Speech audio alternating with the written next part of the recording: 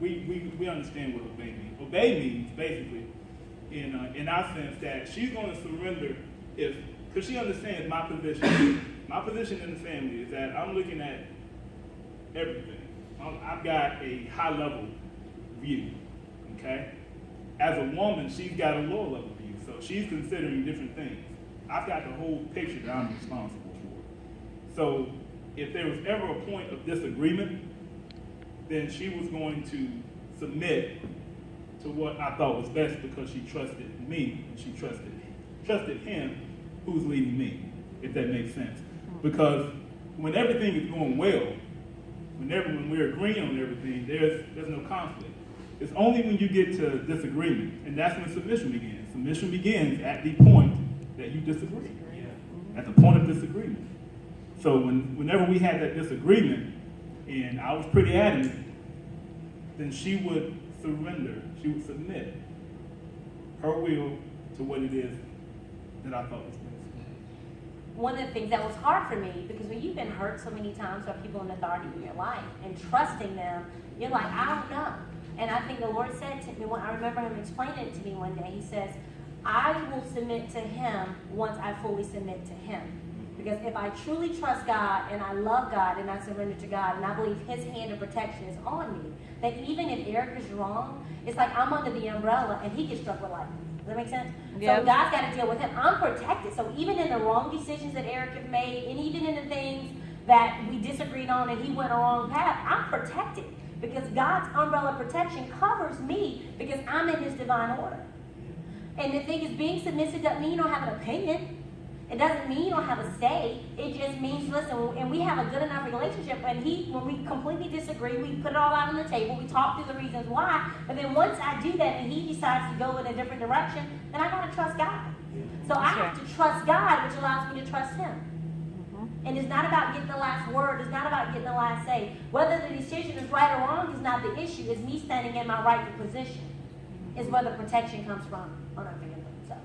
So we're going to move briskly through the rest of this. So, commitment and loyalty. Avoid drifting. What does drifting mean in a relationship? Drift is a gradual change in the structure of something, to deviate from the proper position or set course of something. Keisha and I went through this when we first moved back here. And we've been back here 6 years, about 6 years. So within that time, you can guess, and that's not that long ago, we had drifted. We had drifted apart, and we had just, Keisha asked me this question one day. She said, do we just need to get the kids out of school, graduate, and then we just go our separate ways? Because this thing ain't clicking. Pretty much, that's what she said. And this time, y'all, I didn't say, that might be the thing to do, because you're right, it ain't clicking. I didn't do that. No, of course not. We're gonna figure out what's wrong, what's not going right, and we're gonna work on it. We had drifted apart.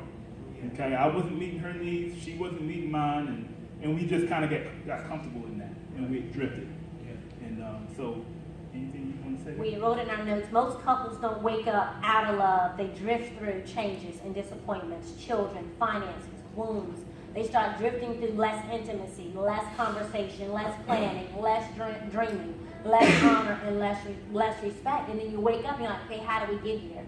And what do we do from there? So. Awaken your heart to hope and expectation for your marriage. When you get married, make a decision that divorce is not an option. Just because he doesn't look the same, or she doesn't look the same, or you don't feel like you love him anymore, that's not a reason to get divorced. Sorry.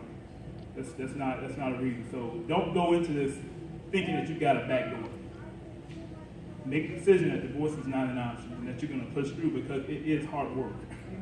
It is. It's every day, every single day of your life. It's going to require something of you. Make Christ your source and the center of your marriage. We started with that from the beginning. We were equally yoked in the sense that we were both saved. So even though we were young at the time, it did give us an opportunity. It gave us a chance to help pull it together. Start working as a team again. If you're not working together, figure out why. Talk, communicate. One of the things that makes our marriage strong is we talk, we communicate. Okay, we share the good and the bad end of it. Matter of fact, this morning we had a little taste of that. She shared something with me that that I didn't agree with. Yeah. No, she told me something that I had not done. See, a lot of times I think I'm good because if I did something, that's one thing. But if I ain't done something, okay, what am I missing? So I wasn't giving her the words and the things that she needed. Okay, and so she shared some things with me, and I flat out did not agree. I just flat out did. And I had to stop a moment before I responded because I was going to respond in the flesh. Okay? That's one of the times I would sleep on it. But it's morning time, I can't go to sleep, so I can't use that excuse. And she ain't going to wait all day for a response. So I had to just stop and think about what she was saying. And when I came to myself, I took myself out of it, I heard her, and I was able to go back to her and apologize. Okay? So don't always respond in the moment. Take some time to think. It's okay. It's okay. If you're going to respond in the flesh, keep your mouth shut, walk away for a second, say, excuse me. She came back to me and said, you got something? I was like, I'm not ready yet. And I just sat there because I wasn't ready. Because what I was about to say was going to set that thing off in the kitchen. And we didn't need to come here acting fool, smiling in front of everybody and, at each other's throats. So go ahead. Yeah. All right. Areas for improvement for us.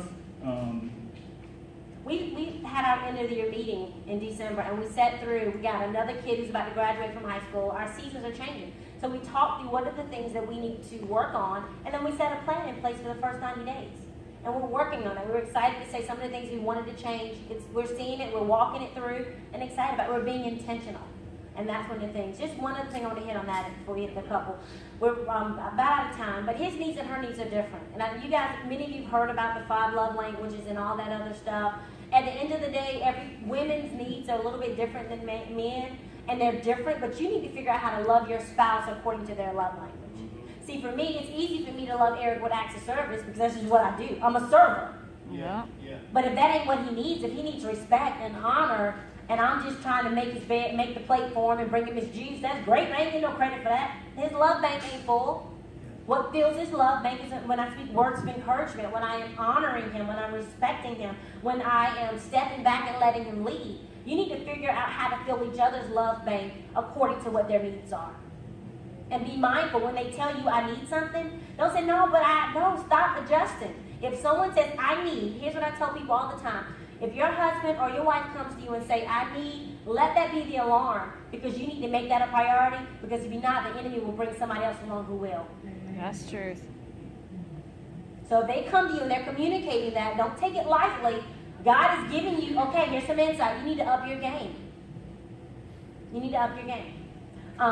Some advice you wanted to give to some, I'm sorry. I'm sorry, I just want to say that, and don't be surprised that one of the things that's most difficult for me is the number one need that she has, okay, when it comes to companionship and I guess all those things. Anyway, I'm not a romantic, okay? I'm not. I'm these Hallmark movies, that is so not me. Okay, and I cringe every time we watch them, particularly the first hour and 45 minutes is good because the guy's screwing up, she's screwing up, and everything's good. But at the end, he got to do something like fairy tale, and I'm looking over at her, and she's like, "That's nice." Men do that? Yeah, they do. Yeah, there's some men that do that. So the thing that's hard for me to give is the first thing she requires. For me, one of the things that I like is recreational companionship. She doesn't get into sports like that, so she's got to work really hard to meet that need. So don't be surprised, like she said, some of the things that your spouse wants is the hardest thing for you to give because it's not natural. You got to work at it. That's why it's work. Some advice, some what did you call it? Just advice we want to leave to you guys. If you're not married and you're planning to get married, make sure you do full course premarital counseling. We took us one session and we get to do it all over again. We should have done so much more. When we do counseling for people getting married, do intense, godly marital counseling. Have some conversations up front so you can avoid the backdrop later. The other thing is have a marriage mentor. The thing that saved our marriage is that couple that I called became a sounding board for me. What if I hadn't called? You need somebody that's in your life that's a little further along that you can be transparent with, raw and uncut. You ain't got to paint a pretty picture. You can just tell it like it is, and they can help coach you up.